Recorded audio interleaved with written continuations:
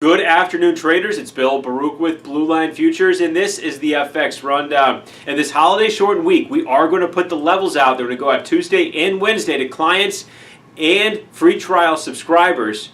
But if you want to talk about the market, we're not going to have the write-up there. If you want to talk about the market, feel free to call our trade desk, 312-278-0500. We will be here to talk about FX.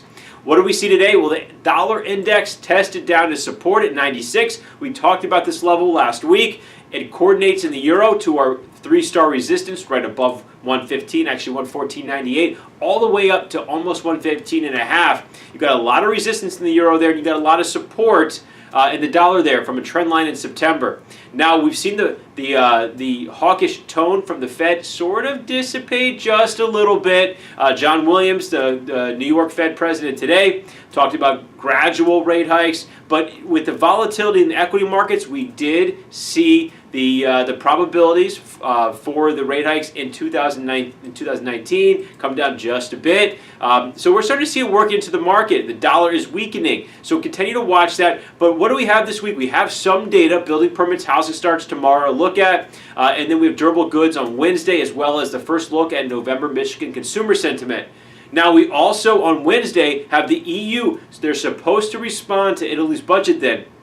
Volatility, we expect a lot of volatility with that. It's going to be somewhat of a light volume session, but the market should respond. Now, the question is the EU just going to roll over and accept this right away? We don't think so. So get ready. Be prepared to see the euro at least test lower at some point this week. And then on Thursday, we do have the ECB minutes for the most recent policy meeting. So again, stay nimble. You have the euro at resistance and the dollar at support. For the longer term trade, which is what we like to be in, there might be a better entry point. If you've been riding this wave here, the most recent one, over the past week and a half, then you may want to look to lock in some of those profits.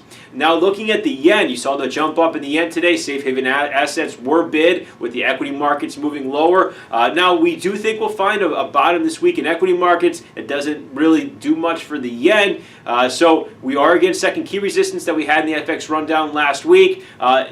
Be careful up here. We do think again, the equity markets could find some value, and that's going to take some premium out of the safe haven assets. Now, if the dollar rallies as well, that's not a good story for the yen. Now, moving on to the Aussie, this is one that we do like. Now, the Aussie got out ahead of itself, called it head and shoulders bottom, called it cup and handle bottom. We did get a breakout above major three-star resistance on Friday's close, barely. But we like the Aussie. We don't want to chase it up here. We're looking for a pullback to about 72.40. This was the previous first key resistance level, and now aligns multiple technical indicators on a pullback. You have some news with China moving on a WTO action for barley dumping by Australia. I don't know if that had a little bit to do with it. The China-U.S. trade tensions also certainly had something to do with that. The risk-off sentiment in equities had something to do with it. So we are seeing the Aussie down in the session. Be patient here. Look for 72.40. We like buying that test into there and looking for a bounce back up. You do have the minutes from the most recent RBA meeting coming out tonight, and then their RBA governor talks tomorrow morning. So you're going to have a lot of volatility in the Aussie, but again, look for that pullback to be a buyer. Now, in the Canadian, we'll leave you with that. Crude oil is recovering a bit. Commodities did not have a bad session, but the Canadian dollar, it's been trending lower, and depending how you draw a wedge, it is a little bit of a descending wedge, which could potentially become a bullish pattern.